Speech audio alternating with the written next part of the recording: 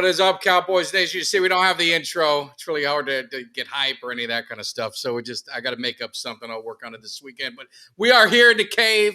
Welcome you guys for joining us. I know it's been a very somber week. So this is kind of the way it goes. So first of all, hit like, subscribe, share, get all that out of the way before I forget. But we got a special guest, DMV fanatic, great Cowboys content creator. Now, I'm going to say this to you guys, and we'll get the introductions, is I haven't been really on social media. I posted a couple things. So I don't know your guys' opinion on where the Cowboys are today. So this is going to be kind of, we might agree or disagree, but it's all about, and you guys in the chat is trying to come up with some sort of solution because we need something to make us feel better. I don't know if it is. So Kelly, what's up? DMV, how are you doing, man? I appreciate you jumping on the show. I'm a huge fan. I know Kelly is too. So where, if people don't know already, where can they find you?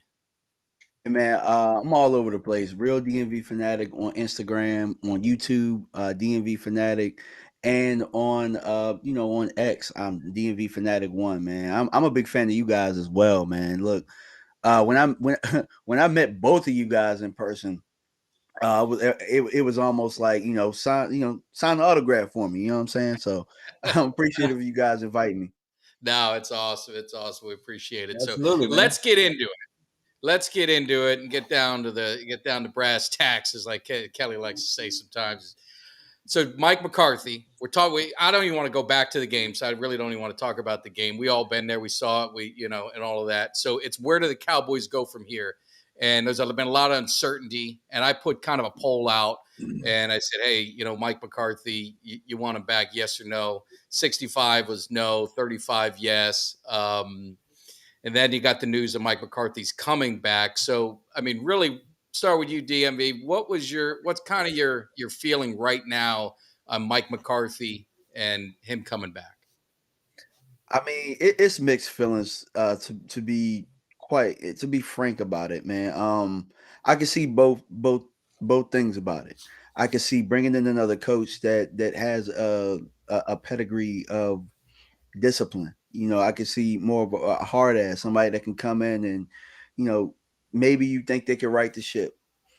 But then I think about Dak Prescott and the relationship him and Mike McCarthy was able to build in year one, and this contract year for Dak, you can look at it and say, well, if you can just kind of get this year out of the way, then maybe next year might be a possible rebuild, or you can get your quarterback for the future. So I think that it's good because you can start building the roster for the next quarterback if you're going to have a next quarterback with what we're doing right now. But I mean, at the end of the day, the culture is broken, so it doesn't matter who the coach is because whoever it is, the owners and the management, they're going to undercut whoever it is. So yeah, and I definitely want to get into the culture because I got my thoughts on it, and I would love to get your guys' as well. So, Kelly, I got to say, I snuck a peek of your video because I needed some comic relief. So I have a feeling your thoughts, but what's your thoughts on McCarthy? Honestly, I struggle with it, man. I mean, I would be remiss if I didn't talk about just a few weeks ago. I was giving Mike McCarthy credit because I felt like he was starting to change the culture in Dallas in terms of some of the things we were seeing on the field. But that was all with the notion that we were going to handle business at home as the number 2 seed to Green Bay. And what I saw was a team that came out ill prepared in all phases of the game, all phases. Like nobody on that team seemed ready. And to me, that always falls back on the head coach. So I look at that and now I'm hearing, things that the reports that if Dan Quinn don't get a head coaching job, more than likely he's back as a defensive coordinator. And I just struggle to think after what we saw, man. I mean, football is an emotional sport, man, especially for fans, right? But if you're the owner, you're Jerry Jones, and he claims he'll do anything to get himself a Super Bowl. The dude was, in tears after the game and all this, and okay. So I know as a business person, you're supposed to take emotion out of it, right? I get that. It's easier said than done. But after you watch that performance on the field against a 7 seed coming into your house where you ain't lost in 16 straight games and they smacked you the hell around. Smacked you the hell around. Like, how do you justify not only bringing back McCarthy, but then you're talking if you're going to bring back Dan Quinn too? How do you sell that to a fan base that you're sitting there telling you care about winning in the postseason? I get it. Mike McCarthy's had 3 back-to-back 12-5 seasons, right? But 2 of those 3 seasons, he's been bounced in the first round. The last year, we got the win against Tampa Bay, which, let's face it, they were not a great team. Tampa Bay was not a great team. We went in there and we looked great against a bad team. We typically look great against bad teams. It's when Mike McCarthy coaches a team that is on, I guess, like above our level, because I can't even say our level because we don't perform to that level. But when it's a team that's superior talent, superior coaching, of that nature, dude, they just come in and humiliate us. And I to me, that falls back on the head coach. I think that McCarthy has been good for Dak. I thought he was good for what Dak looked like in the regular season. And then everything just reverted in that Packers game. All the bad that we thought was in the rear view came to haunt us and smacked us right in the windshield. And me personally, I was out for blood, man. I wanted everybody gone. Everybody. And like I said, again, that's emotional perspective for me as a fan. But I have a hard time hearing Mike McCarthy and his presser talking about, we got a championship pedigree. We just haven't. No, you don't have a championship pedigree. Don't even mention championships. You shouldn't even mention the word championship right now as a coach, because you know what? Mike Tomlin, I heard his presser, and you know what he said? He said there ain't no levels this. We suck right now. We suck. And we got to get better, right? That's what McCarthy should be saying. We suck. None of us did our job. Nobody on that field did their job. The coaches didn't do their job. Assistant coaches didn't do their job. Scouts didn't do their job. The water boy didn't do his job. Like, you shouldn't be, don't sell me this BS about championships right now. I don't even want to hear that from him. So I'm still very sour on it right now. I'm sure at the beginning of the season, I'll start to change my tune a little bit and get a little bit more positivity. But right now, it's still very, very hard. I always say, just give me a little time and I'll try and get you, but it's not gonna be now. Thanks, Chris, for the super chat. Appreciate the love, man. Thank you so much, especially these hard times. But I will say, let me give you my opinion, and you guys, if you don't agree, just yell the hell at me, and we can have a civil debate. I went through all ranges of emotion. I wanted everyone gone. I watched the Michael Irvin video, and everyone's got to go. And I agree, at the time. And I'm trying to let cooler heads prevail. I'm trying to take my emotions out. So I've talked to people who aren't Cowboy fans and just like, what do you think of our team? What do you see? And most of them didn't think that we should let the coach go. Most of them are blaming Dan Quinn. Most of them said, well, your defense gave up 40-something points. Your defense is the problem. And now, does that fall on the coach or Dan Quinn? And the other thing is they've been 12-5.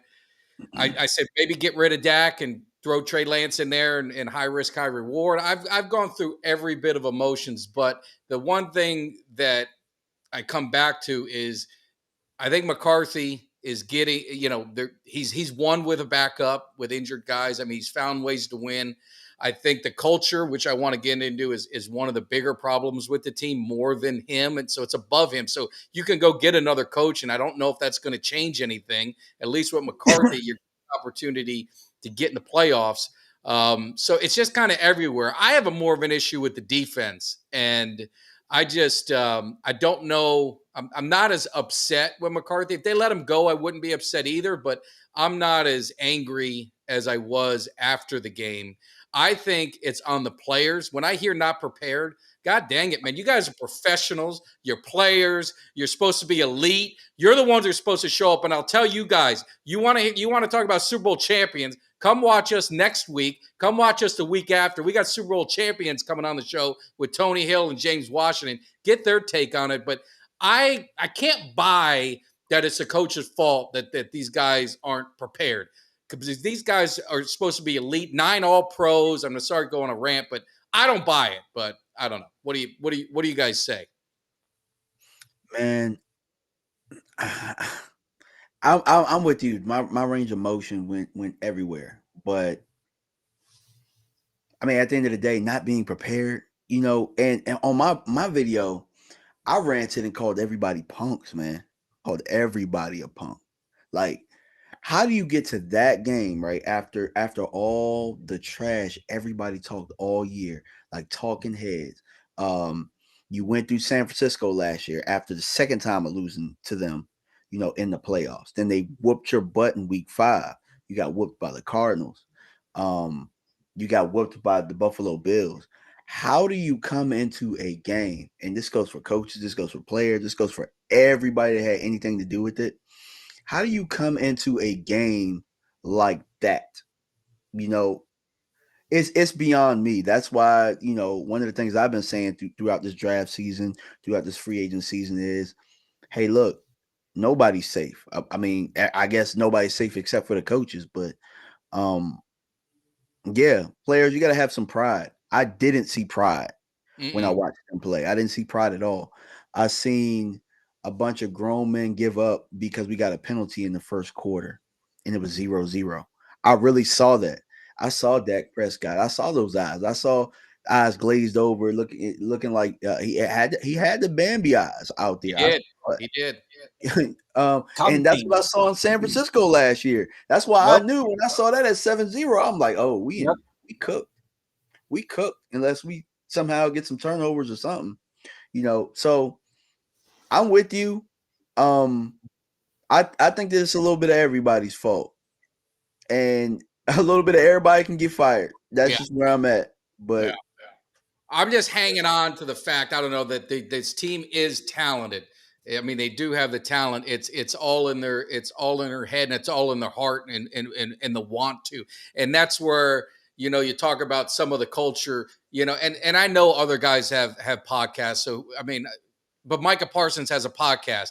That's all the media is going to talk about. And then he's got clips, and I love Micah Parsons, but he's got clips about what he's going to do, and he's going to do this and do that. And you never see it. They lay an egg in the big games, and it's the same thing with Dak. Oh, you want to piss me off. Oh, you want to do this. Oh, you want to do that. And then in the big games, it's like I said, Kelly and I talked about it, I think through text. He had that look in his eyes, and I said it was – I went back. I'm a big Rocky fan. It's the only thing I like in Philadelphia. But it was when Apollo Creed went up against Rocky, and he told his trainer after they shook hands, you see that look in his eyes? He's scared. And he's telling everyone he's a new champion before they even, the bell rang. And that's the way I felt in the game. I thought they were beaten before the game really even got started. Kelly, what do you think? Yeah, I mean, I know players want to, nowadays you've got this whole thing where they're trying to build their brand, and you've got, Travis Kelce's got a podcast, Jason Kelce ran a podcast with him. It's starting to become this thing where these these guys have their podcast. But,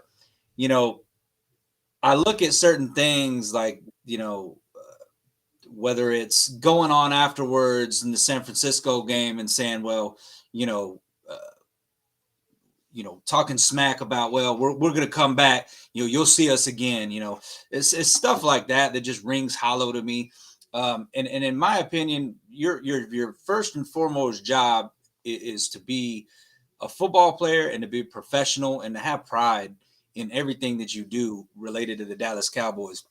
And it should be approached in a business-like manner. And I mean, the fact that you got Dallas Cowboys players before the game, putting some stuff out on social media that they're going to have a victory party afterwards.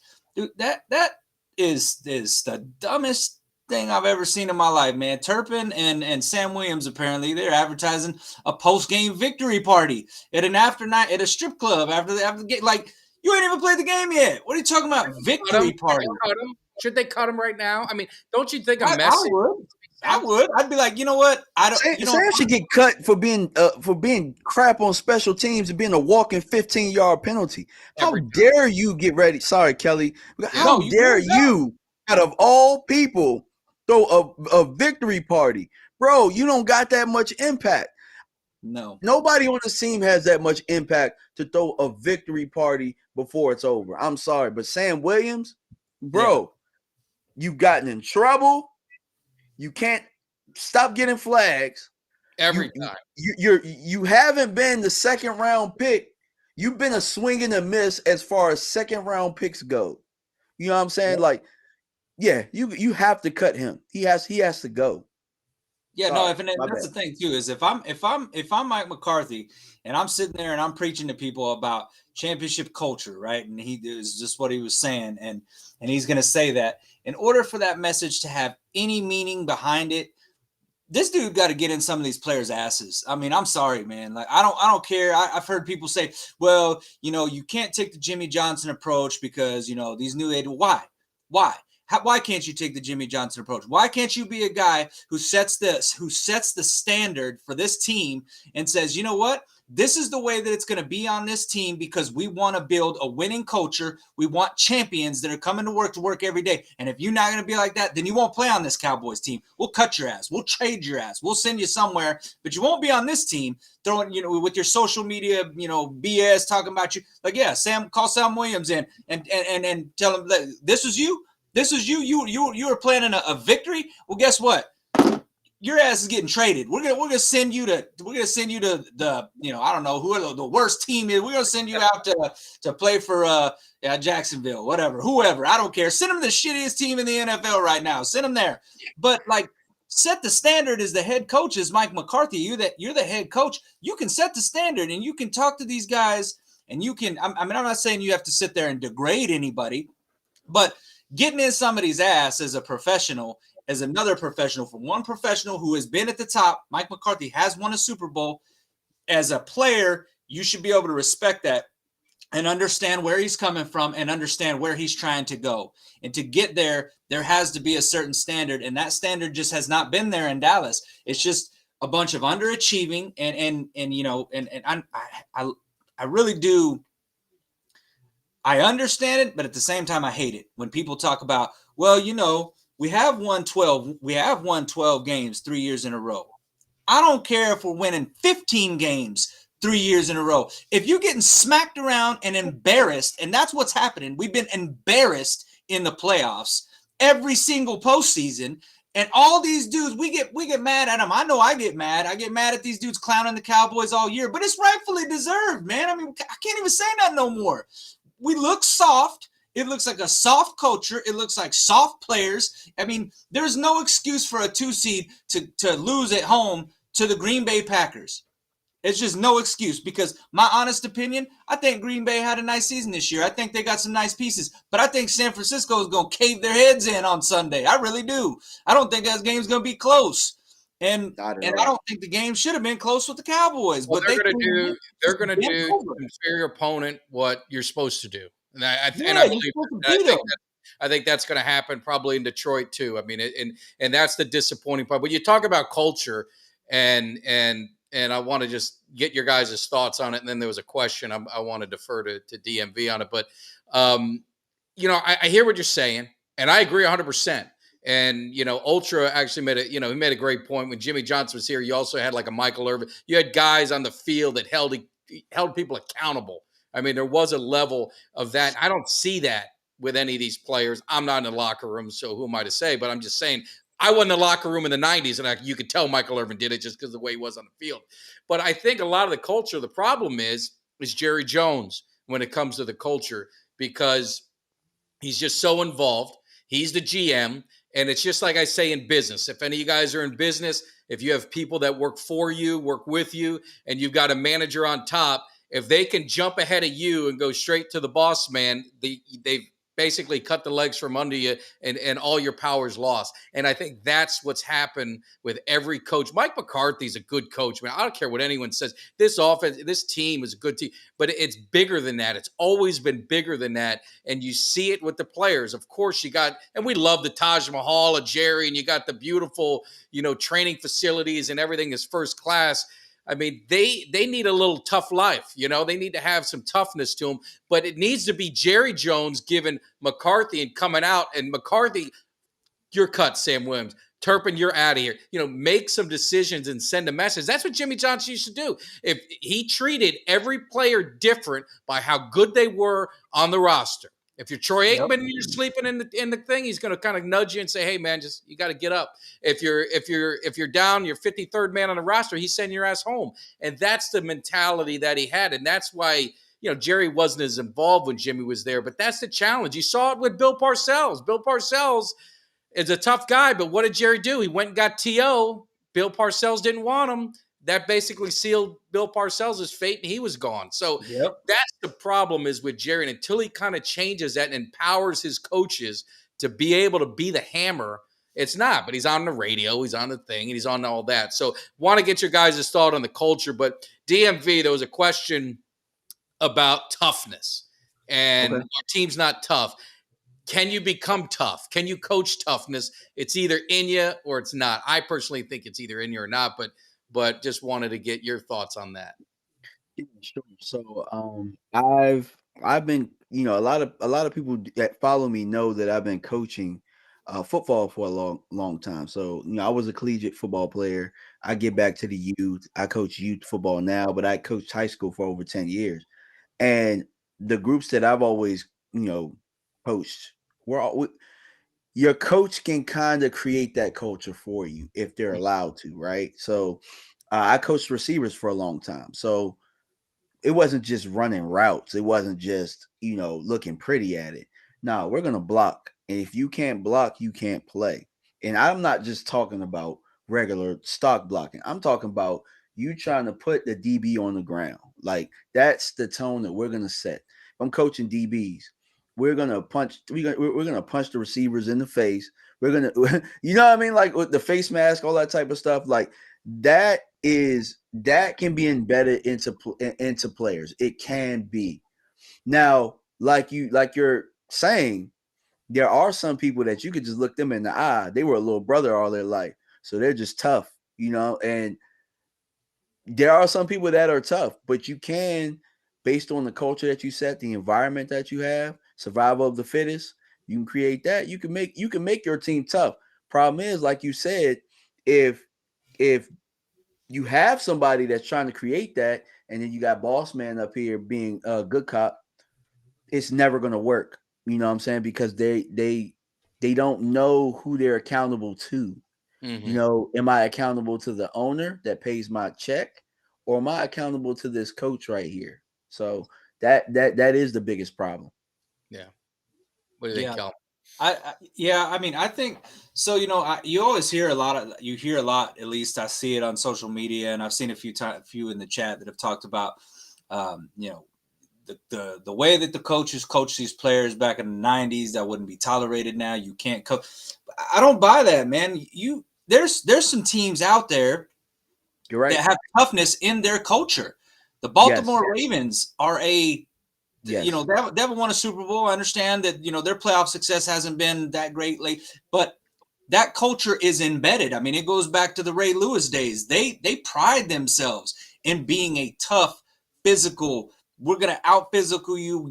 We're gonna come in here and we're gonna hit you. And if you walk out of here, it's gonna be like you just got out of a prize fight. They got that culture. The 49ers, they have that toughness. They have that. They're a team that comes in there, they'll punch you in the mouth over and over and over again, and see if you can take that. And so I don't buy that there's not teams with tough physical mentalities, because there absolutely are teams that are out there, and that's embedded into their culture. When you go to play for that team, this is a team that this is going to be a tough physical team. And if you're soft, or if you can't take that kind of abuse or whatever it may be, you can't take that, then you won't be a part of that organization, right?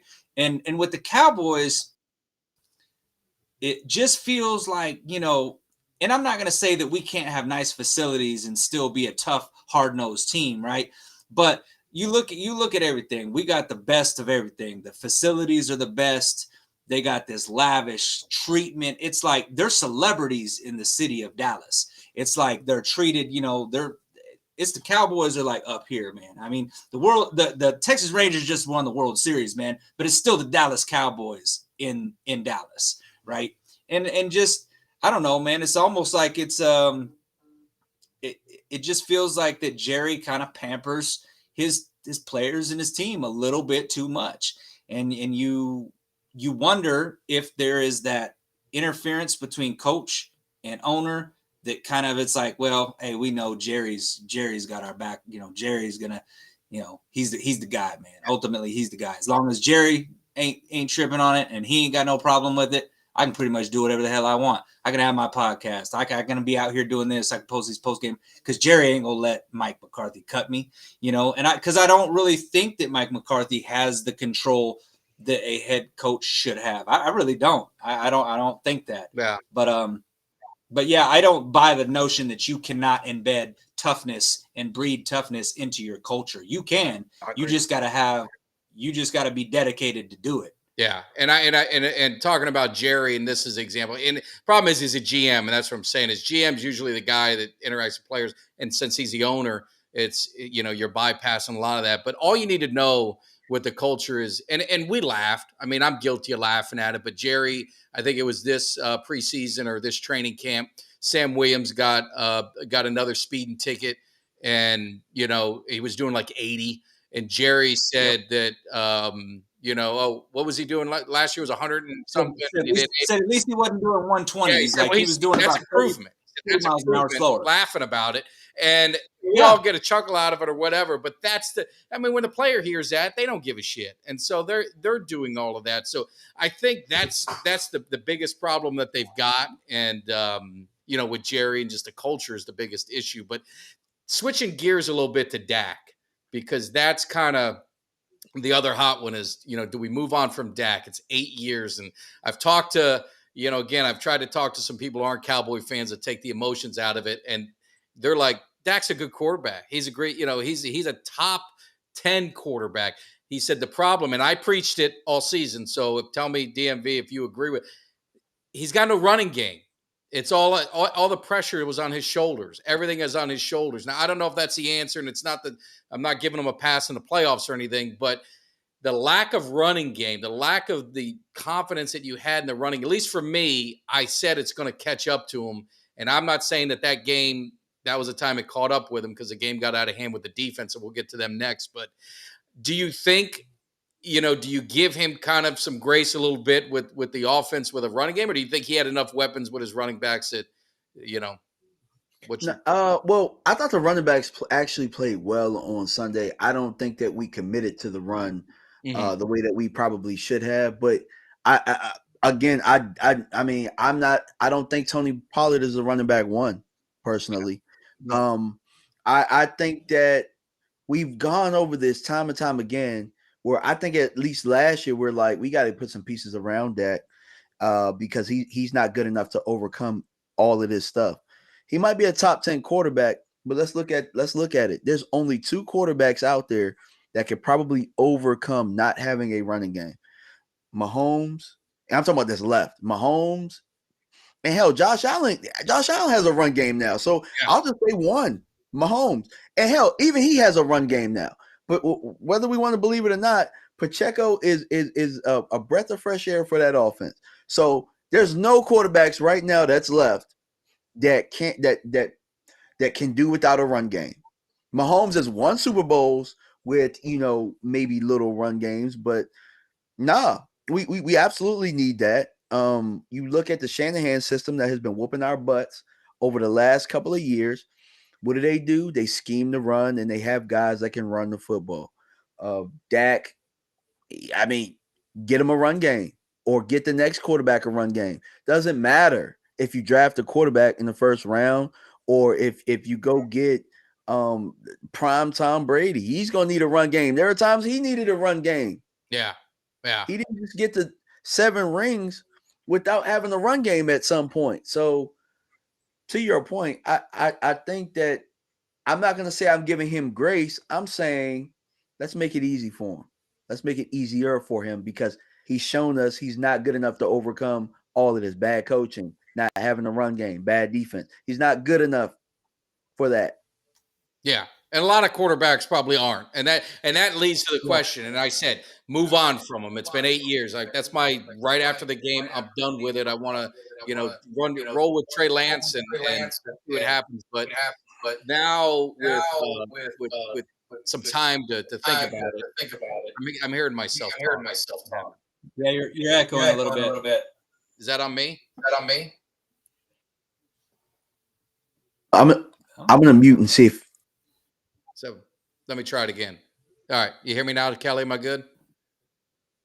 Yeah, no echo. All right.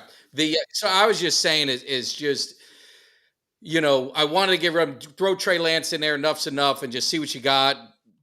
And I'm not a capologist. Take the hit, see what happens, and move on. But he's like, what do you get? And again, and like you guys, I'm sure you're from that era. I live the days and how hard it is to get a quarterback. And sometimes you think, okay, we'll go find another one. Sometimes it's just not that easy. Green Bay's been very fortunate. If Jordan Love turns out to be the real deal, I mean, you went from Brett Favre to Aaron Rodgers to Jordan Love. That's pretty damn good. Miami has been looking for quarterbacks Dan Marino. So what's your thought? I'm getting an echo. I don't know why you're getting an echo, but I unmuted. Let me see something. All right. Yeah, I don't know. Maybe when you're talking, I'll shut up. But so that's that. The Dak thing. So DMV, what's your thoughts on Dak moving forward? And then Kelly, are you ready to move on from him, or you want to run it back one more time?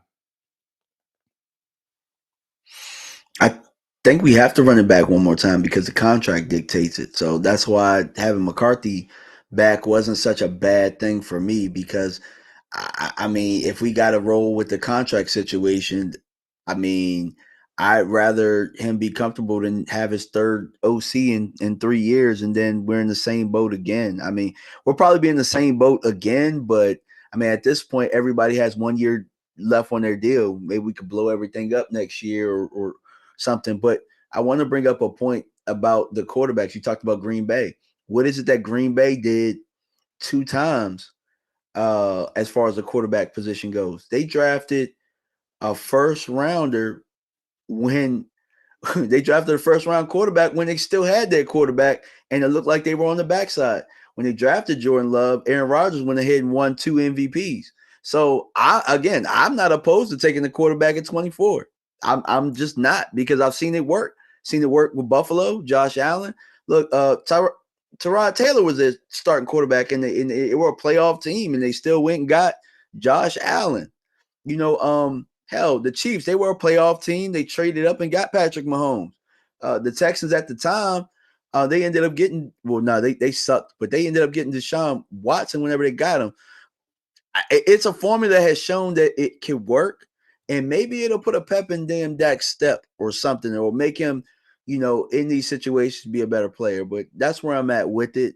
I think we're stuck with him, but at the same time, I'm like, hey, build it for the next quarterback, and it'll make it easier for him. Yeah. Kelly, what do you say? Well, I mean, I've been saying it. I mean, I've kind of been saying for the past couple of years that I thought we should have drafted a quarterback. I honestly thought we should have drafted a quarterback 2 years ago.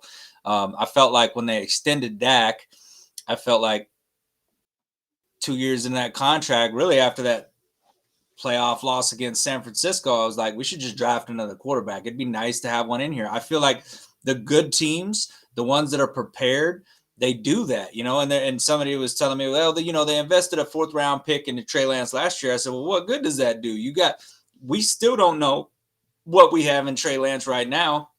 You've got Dak that's going to play this next year. Trey Lance probably really isn't going to get a lot you're probably not going to see him much on the field. Now, I guess the coaches will know if he's developing and coming along good enough, but you're giving him basically, 2 3/4 or 2 seasons or whatever, I guess, to sit behind Dak. So I guess there is that. But, like DMV said, I mean, the fact that these teams drafted these quarterbacks and look how it's worked out for them. It's worked out very well for all of them. I mean, really, that have let them sit back there and let these guys develop, because I don't think Jordan Love was a day one guy. I don't think he's a guy that could come in and do what CJ Stroud did.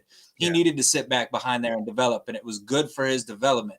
The same thing with, pretty much really all those quarterbacks that kind of sat back there. Aaron Rodgers sat back behind the bar, and so I don't know. I just think it does good for that development to not be able to have to get a rookie quarterback and throw him down into the fire. So I don't know. Who knows? Maybe we have in there with Lance. What I'll say to the Dak thing, though, there's this. I don't know who wrote this article, so I can't credit them, because unfortunately all I got was a clip of this. But I did want to just kind of read this real quick, because this is a common theme for Dak, and it's been now through two different coaches and two different play callers that we have seen this common thing happen and this theme happen with Dak. And what I talked about was Dak not performing in the first half of these games, just basically coming out shell shocked. And I don't really know what the answer to fixing that is, but I mean, it went back and talked about the Rams in 2018. First half, he was 8 of 13 for 8. All these games, he had less than 90 yards in the first half. He had 87 yards, no touchdowns. We were down, or 87 yards and no touchdowns is rushing touchdown. We were down 27 at the half. Now, the Rams game, they ran the ball down our throats. But the thing is, if you're not scoring on offense, you're not helping your defense out. Sometimes you need your quarterback to perform in these games. The Niners game in 21, he was 9 of 16 for 89 yards. We were down 16-7 at the half. 2022, he had 81 yards and 2 interceptions. We were down 9-6 at the half. And then Sunday against Green Bay, he had 87 yards and 2 interceptions. We're down 27-7 at the half. So the common theme with Dak is just he gets into these playoff games and he goes into this shell.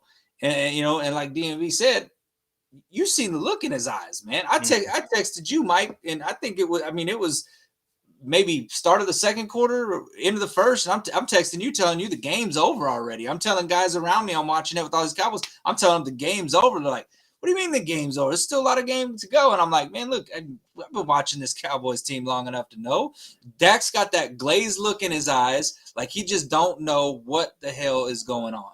He gets that look in his eyes, and he's got that look on his face, and you just know he's like a deer in headlights, man. Like he gets that look, and I don't know what it is, but it's disturbing to see.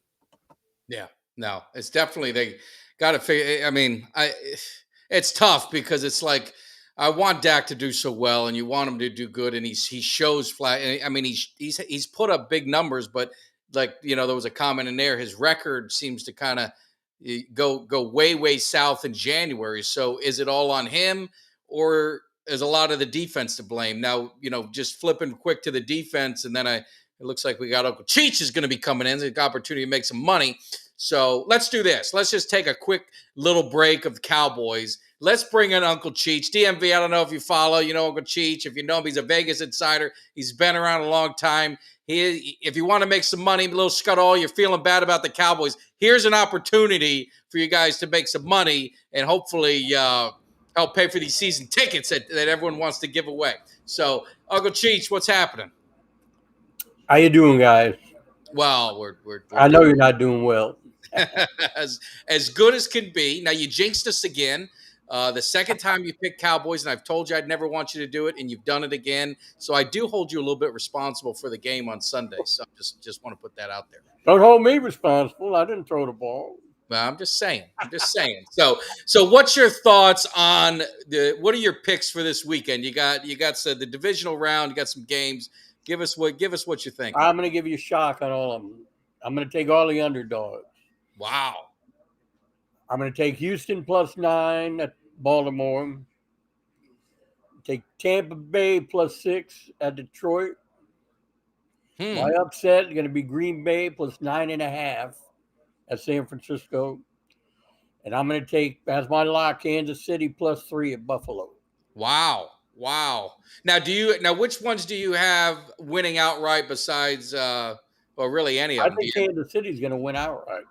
Kansas City's going to win outright. I think they got a better coach. They got a good running game. They got a better quarterback. Their defense is playing well. Wow. They've been there, done that. What's his name? Josh Allen start throwing picks after a while all over the place. That'll be the end of the story. All right. And any other winners, or do you think those guys are just going to be close? Well, you saw what Green Bay did to you guys. They got a chance. No. Hey. First of all, calm down. I'm just messing with you a little bit. Well, what's your thoughts as an outsider? We like outsider opinion.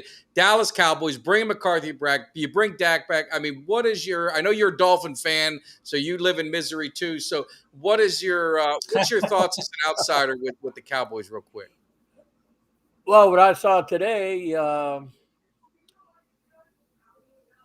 I mean, as if I was a fan, I don't see any consequences as anybody. Nobody got fired. It's going to be same as last year, same as the year before, same as the year before that. That's how I would take it. At least I'd feel a little better. Somebody got canned or replaced, or Yeah. No, I'm with you. that's how I'd feel as an outsider. Personally, I really don't care. But you just going back. What do they call definition of insanity? Doing the same thing. Yeah, do the same thing over Yeah. and over, expecting a different result. Yeah. Yeah. Yeah, it feels. To me, it feels a lot like the CEO of a company and the vice president of the company. They went out, they got drunk, they crashed the company car, they got caught with some hookers, and they showed up Monday and they still got their jobs. Yeah. That's what it feels like. Yeah. That's what it feels like to me. No accountability at all whatsoever. Like, these guys went out and just had a good old time, got smacked around on the field, and Jerry Jones is like, it's all right. Mike, you're back. But I'd really Dan, if you don't support get it. a head coaching job, you're back. Actually, I had more faith in that game than any other games I picked last week. Yeah. Only I didn't want to jinx Mike, so I didn't make him my lock. I wish you would have. I would have made him my lock. 4 on your locks. At least you could have done is give us, if you're going to pick us, give us the one that's your best record at least. I was really surprised. I was very surprised. It was humiliating. It was humiliating. It was terrible. I'll leave you with this, Uncle Cheech. So just, you're looking at the Cowboys, and I'd ask DMV and I'd ask Kelly, what does it take, especially you two, what's it going to take for you guys to have hope next season? To get you all in, to get you feeling good? What do you need to see? Because now the coaches stayed, the quarterback's going to be back. Now you're hearing Quinn, if he doesn't get a job, they're going to be back. So DMV, what do you got to see to say, all right, we got to. I'll just be like Stephen A. Just be patient. Just be patient. Everything will fall into place. You don't make any changes. Why do you expect a different result? Yeah. But what changes could you see? I told you it's the end that counts. Green Bay wasn't that good in the beginning. Tampa Bay, they're there now. I told you it's the end of the race. Yeah. You can't win at the end. I don't care how many wins you got. I'm with Canine. I don't care if you win 15 games. If you can't win when you get in the playoffs, one and done, what good is it? That's what you're playing for. No, I get it. But so DMV, let me ask you. So what would it take? It would take us being in the NFC Championship game at this point, bringing Mike back, possibly bringing Dan Quinn back. You pretty much devalued the regular season. You devalued the wild card game if you get in the playoffs. You've even devalued divisional game. At this point, they're going to have to show me something they haven't shown me in the last 27 years at this point, because as you pointed out, Mike, this was probably the worst loss as a fan that I can remember. Looked like everything was lining up. And so you're not going to catch me with that again. Nope, you're not getting me with that. So that's what it would take for me. Yeah. That was ugly. I got to tell you, it was ugly. Yeah, it was. Well, it's kind of like you watch that. Mike McCarthy's kind of like the the movie that you watch and what the ending is, and the ending is a horrible ending, and you always wish the ending would change. We've all seen movies like that. No matter how many times you watch it, you're like, man, I wish it would end different. But because you've seen the movie 100 times, you know how it ends. Your favorite character dies, or they shoot Old Yeller, or whatever it may be. Old Yeller to break. And that's the Dallas Cowboys with Mike McCarthy, and that's the thing. I feel like a new head coach, you could have maybe been like, hey, man, maybe the outcome's different. This is a different coach. This is different. He's bringing in different philosophies, But I agree with DMV. I'm the same way. I don't care if we go 15-1 next year. Hey, we could go 16-0 and beat the living dog crap out of everybody we play. I'm going to be like, show me you can win in the playoffs. Yeah. Give the NFC Championship game, and at that point, I'll be like, okay, maybe this team is different. But, I mean, I'm not settling for just the one win and go losing the divisional round. Like, you're going to have to get into the NFC Championship game for me to think that you may have turned a corner, because in the meantime, all I'm thinking in the back of my head all next year, the thing I'm going to be thinking about all year is the last 3 playoff appearances, how we've looked, how we felt right now. And that's when it counts, man. And I don't trust these. I don't trust these dudes. I don't trust them.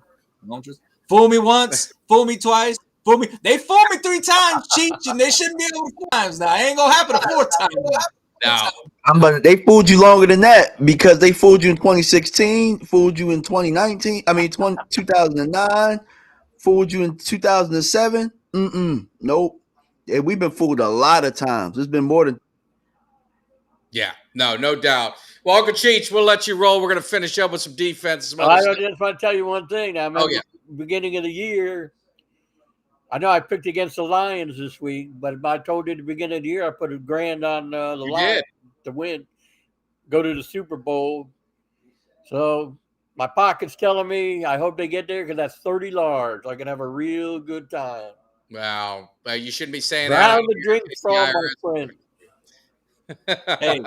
Hey, Cheech, remember that old song, man? You never count your cards when you're sitting at the table, Cheech. Don't start counting your cards. We learned that lesson last week. I can tell you, don't do it. All right, guys. We'll see you. Good luck, man. Yeah, there was comments I said, and then I want to get humiliated, and I know people. I've saw some things bring up the Romo and brand. I'm just telling you, for me, this was the most it was embarrassing. It was the most humiliating, embarrassing loss. I haven't spoken to people in a while. I've kind of shunned everything. I've been in shell shock of it, and I got a lot of hate, and I got a lot of people hammering at me saying your overconfidence is your arrogance and this and that. We're supposed to kill them. We're the better team. I don't give a shit what anyone says. We were the better team. We should have smoked them, and it didn't happen. And the interesting thing I learned looking back is that Dan Quinn, and this is going to segue to defense, Dan Quinn had McDaniel, which we know, LaFleur, and also Shanahan on his staff in Atlanta. And lo and behold, he's now 0-6 against their teams. Coaching against their offenses. So that tells you a little bit of something. So now let's talk about the defense. And what I say is hope is, I know the expectations have to be that, but we're getting ready to plan some stuff. And I'm a season ticket holder. And I know a lot of people say, hey, don't go to the games. Don't do this. Education on season tickets.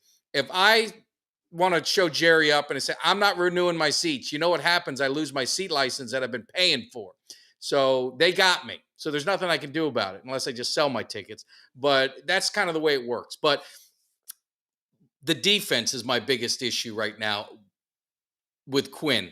And would they really bring him back? Do you guys think that's a smokescreen, or do you think that they're really gonna run this thing back with him again? DMV, go ahead. I mean, I think I really think Mike McCarthy, I don't think wants to. I can't say that about the upper room, because Ed Water reported that. I can't. The one thing about Ed Water is it always seems like when it's tragic news or terrible news, it always comes from him, doesn't it? Like, it always seems like it's him. So I believe there's some truth to that. I'm just hoping that Dan can wow another team's socks off and they decide to take him, because, I mean, I don't think Mike wants to roll it back with him, but I do think upstairs wants to. And that might be a struggle right there in itself. But I don't know, but I think there's a good chance he'll come back. I can't see a team really wanting him after that performance. I just can't. Yeah, I agree, man. It's I don't know. I'd be curious. I would love to know what Mike McCarthy's thoughts are on Dan Quinn. Why the hell did this team was playing man all year long and then switched to zone and look like, I mean, they look absolutely lost out there on that field. And I mean, you'd have think that, I mean, these are professional football players. It ain't the first time they've probably been asked to play zone, but I mean, I get it. If you hadn't been playing it all year, you've been playing man, but it's not like they've never played zone before. I mean, and these dudes were out there lost on the field, but at the same time, you're wondering for Dan Quinn, like, why are you doing that? Like, there was so many questionable things in that Green Bay game defensively from a defensive standpoint that you sat there scratching your head and going like, what in the hell are we doing here? Like, I mean, it's not like Green Bay was some offensive juggernaut. It's not like they had been out there just stomping people. I mean, they weren't. This is the same team that just a few weeks earlier had lost to the New York Giants and scored like 24 points in that game, 23 points in that game. All of a sudden, they're 40 against our defense, and we got a top 5 defense, and they're putting up them kind of points. Like, it was just inexcusable how that could happen. And we started to see cracks in this defense at the San Francisco game. And we thought, he's getting it fixed. We need to patch some things up. We need to do some things. But then we saw it rear its head again in Buffalo, right? And we're like, oh shit, man, maybe there is something to it, you know?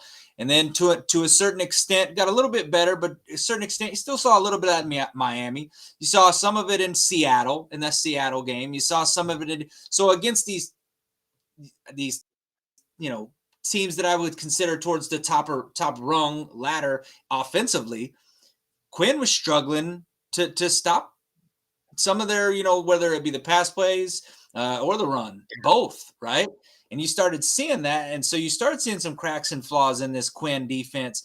And you start to think, all right, is his philosophy the right philosophy? I saw a good breakdown on, I can't remember who, I think it was Baldinger maybe. So it was somebody that was talking about how we like to use these undersized linebackers, basically DBs, to play the linebacker position. He says, well, you know what, that don't work because DBs don't play linebacker. DBs are not linebackers. And I'm sure DMV knows. I mean, he's been involved in coaching, talked about coaching wide receivers, DBs.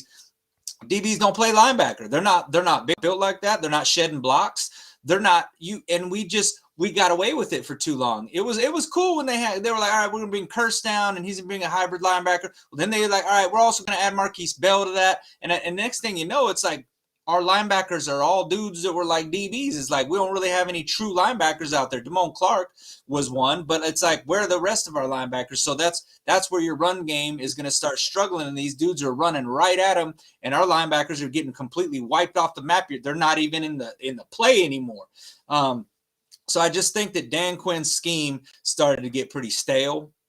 And I think it was very predictable for some of these better offensive teams to exploit his defense. So unless Dan Quinn is doing some real good soul searching and he's going to completely decide to change his philosophy and the way that he runs his defense, I don't think you can bring Dan Quinn back, because I don't think you can sell that as a positive. And I just don't see how things are going to change bringing Dan Quinn back. I think we need new blood at the defensive coordinator position. And I hope that Quinn gets hired in Seattle. Yeah, no. And DMV, I love watching your content and your breakdown. So what was your thoughts, the way that defense, when you saw the scheme and what did we really, I mean, fans, I looked, they did a lot of things.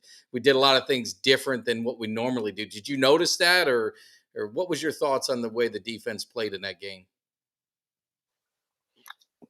I thought it was all schematic. I thought that they were just one step ahead of us. I think it was, which one of you guys, I can't remember which one of you guys said that LaFleur and Shanahan were on his staff. I think it was Kelly who said it.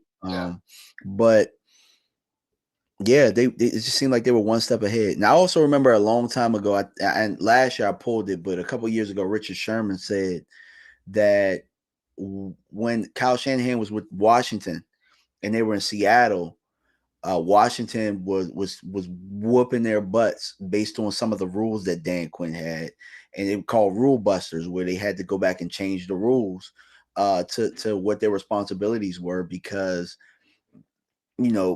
because Kyle Shanahan, I think he lined up a tight end and two receivers on the same side and ran verticals, and based on how they played the cover 3, they couldn't cover it.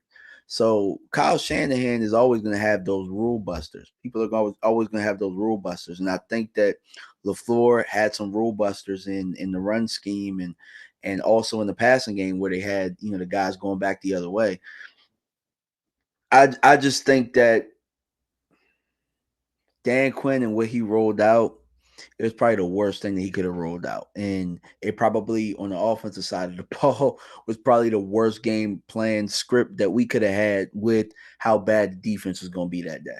So I hope that answered the question. No, it does. No, it does. I appreciate it. So the last question we'll leave you with is, what do you need to see in the off season to give you any hope, to get you pumped up for the season? And that is, you need big free agent moves, draft. I mean, what do we got to see? I think you got to see true free agent moves. I think that like you want to get me back on your good side. Go sign Derrick Henry. Go sign me a linebacker and Derrick Henry.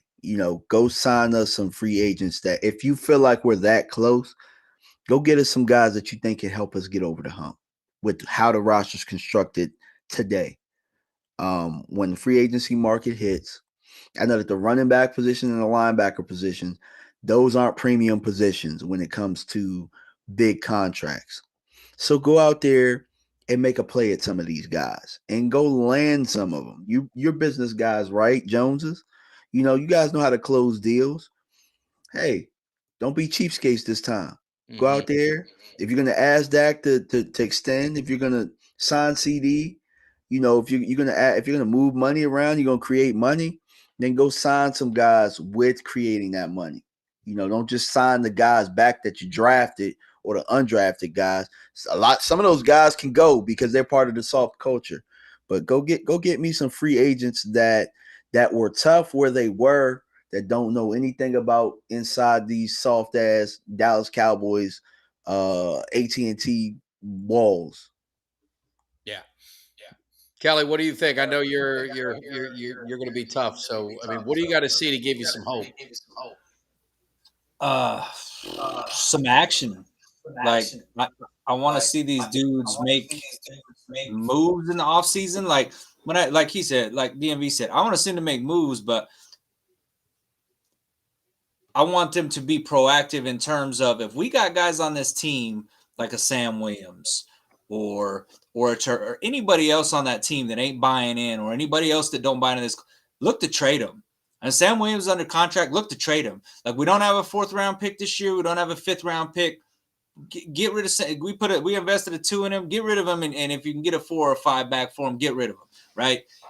Like, maybe you can go out somewhere else. If you can trade some of these guys that you don't think fit your mold, trade these dudes. Make some trades. But I'm saying you got to be aggressive as a front office to be like, listen, these are the kind of guys we need to bring in here. These are the kind of guys we want. Identify the ones that you need, that can build your culture and build that toughness and build that physicality you need. Identify the ones that don't fit them, and the ones that don't fit, get them out. Whether that's by trade, or whether you just got to straight up cut some dudes, And I know obviously there's salary cap and there's contracts and dead money and all that, so you have to be smart about doing that. But at the same time, I would like them to do things like that. Also in the draft, you definitely got to address your needs. I think linebacker being one of those needs. I understand we got an Overshown that's back there. He's coming back from an ACL injury. I'm not going to sit. The Cowboys can't just sit there and bank on the fact that he's going to come back and be 100. First of all, he was a rookie. We didn't get to see him on the field this year. So banking that he's going to come back from an ACL injury and automatically just be this all-pro and he fixes our linebacker problems, don't do that, right? Don't do that. Don't assume that he's going to be a player that you draft like you don't have that linebacker right now. Draft like you don't have that. So I think they need to do linebackers. I'm not totally against the whole Derrick Henry move. I'm going to be honest with you. One of the names that I would at least reach out and pursue that I would like in this Cowboys offense is that, because I know that this year he had a great year. I know he's had some injuries in the past and stuff. I might look at a guy like a Saquon Barkley. I look at him kind of like how I look at a Christian McCaffrey. if the dude stays healthy, he can really be a catalyst for an offense. Hell, he was pretty much New York's whole offense this year. I don't know if they're going to re-sign him or not, but he's a free agent. But I would look at trying to bring in a running back. We need an RB1, right? We need a running back one. We Tony Pollard obviously is not the guy. I would look to move on from that. And I don't know that we're going to, maybe draft another running back, but I don't know if we're going to get a guy that's going to be, if you're going to be able to bank on a rookie. You might have to go out and get a guy that's going to be a guy that is going to come in and be a starter from day one. So I just need to see some aggressive moves from these guys. I need to see some action, not just talk, not we like our guys, not we're trying to go all in and then you just sitting there dipping your toes in the water. Jump all in, do like the Rams did a few years ago when the Rams decided to get aggressive.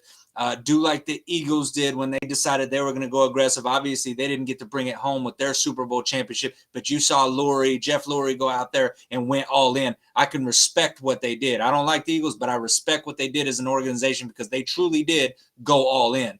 The Cowboys talk about going all in. I've yet to see them actually do that. If you think you're as close as you say you are, prove it. Prove it. Yeah. Go all in. Put your cards on the table. Put your money on the table, and go all in. Yeah. No, I'm with you, and I think the biggest thing for me, I want to see toughness coming to the team. It doesn't have to be the glam. It's like we had Eugene Lockhart. He's been on our show 100 times, and he's talking about guys that they're not all about the glam. They're not all about the women and the party. They're hungry. And I don't think we have that. We got a lot of guys that are, the glam guys. We don't have the tough guys. And I think they need to go find and identify some hard-nosed, tough football players, especially on defense, that can help change the attitude, help change some of the culture with this team. And I think the other thing that was disappointing to me, we didn't really talk about, if you guys want to comment it after I'm done, is definitely do, is, when I see a DB pushing CeeDee Lamb, it was in the chat, and he just kind of like, I mean, that worries me. It's that defeatist attitude. And CD is a monster. So it's nothing against him, but it's like, that's contagious. That's contagious with this team. And they need to find a way to change that. And if McCarthy can't do it, we're going to be in trouble, but he's going to have to be the one, and Jerry's going to have to empower him. But to your guys' point, I need to see something to get me excited about this season. Because it was such a disappointing and such an embarrassing end to it, with everything that we had, the hopes of, and all the, everything we had. They've got to do something to get this fan base excited. And right now, so far, I'm not seeing it, but let's see what happens with Quinn. Let's see what happens with defense if they get some free agents and they get that. But yeah, I agree with you guys all 100%. I mean, they've got to do something in free agency to change it. So. Oh, well, that was an hour of getting a therapy session off your chest. So that was really good, but definitely we could talk forever, but it's going to be a long off season. So I want to say one more time before we thank DMV is we've got a show next Thursday. Tony the Thrill Hill's going to be in the cave, Super Bowl champion, one of the best Cowboy receivers all time. We're definitely going to hear his story and get his insight on this team, get his thoughts as a former player on the Cowboys when he's seeing what's going on with this Cowboys team. And then the next week, we've got James Washington, two-time Super Bowl champion, team of the 90s. We always go back to the team of the 90s because that's really the last time that we had it. But I promise you, Cowboys fans, especially the ones that are like 30 and under, there was a time that the Cowboys were this dominant franchise, proud franchise, consistent playoff, consistent going to the division championship, conference championship, Super Bowls, all that stuff. There was a time. It's been a long time, but we're hopefully going to get back to it. But until then, I'm going to fill this channel up with champions because we're going to make them understand. We're going to beat it in their heads of what it takes. And we've got a lot of guys coming up. So make sure you hit that like, subscribe, and share and all that good stuff. But DMV, it was an honor to meet you, first of all. One of my favorite tweets you did was when you took a picture. I was doing a cameo and you took a picture and posted that. I got a kick out of that. I showed my kids that. I said, you see, this is the love I get. But I want to thank you for coming in. It was an education. I love all your content. So I just want to thank you again. Yeah. No problem, man. Thank you guys for inviting me, man. I definitely am going to start going on live a little bit more too, and I would love to have you guys over as well. Reciprocate that, and I like to thank the people in the chat too. It was a great chat, great community. We all getting it out. It's therapy, man. Sometimes 7 stages of grief. I don't know where we're at right now, but we got to get that thing out, man. We got to get it out, and we have these channels in order to do so. And the people who rock with us, that they're getting it out as well. So appreciate you guys for having me, and this is healthy for me as well. Well, I appreciate it. And Kelly, any final thoughts? No, man, just Kelly, thanks again for coming in and providing some. You got me? Yeah, go ahead. Can you hear me? All right. Yep. No, I was just to say no. Thanks, DMV, for coming in, man. It's a pleasure being able to talk football with you. So it's a tough time, man. But Cowboys Nation, we got a tight knit community, and we kind of lean on each other in times like this to be that moral support group when we're going through some hard times, man. Because hopefully brighter days are ahead. Yeah, I appreciate it. And again, I always do my ending with some fun, but it's not a fun mood. I gotta rework some stuff, but that's what I'm doing. My wife's in Vegas all weekend, so I'm home. I'm home just watching football, and I'll update some stuff. So I appreciate everyone for tuning in, man. It's gonna take us a while to get over it, but through the Cowboys Nation and through the family, we will. And I'll say this, and I'm just gonna leave it at this. And I know a lot of people want to boycott Jerry and this and that. The best time I have is with Cowboys Nation before the game. Going to the game, to me, is icing on the cake. But the friends that I've made, the people that I've made, and everything else that goes with it, that's, to me, people say, why do you put up with it? That's why I put up with it, because I've had the opportunity to meet some great people, make some great friends. And DMV, you're one of them. It was an honor to meet you as well, and hopefully we'll get to hang out more. You're in Virginia, so that means maybe you're coming down to the Carolina game next year, maybe Atlanta, maybe something like that. So hopefully we'll be able to touch base and go to another game. Yeah, I would love to do the Carolina one. I would definitely love to do that one. Yeah, so we will do it. So Cowboys Nation, I'm just going to leave you with a goodbye. We'll see you guys. Have a great weekend. Enjoy the football, and still depressed we're not there. I'll see you guys.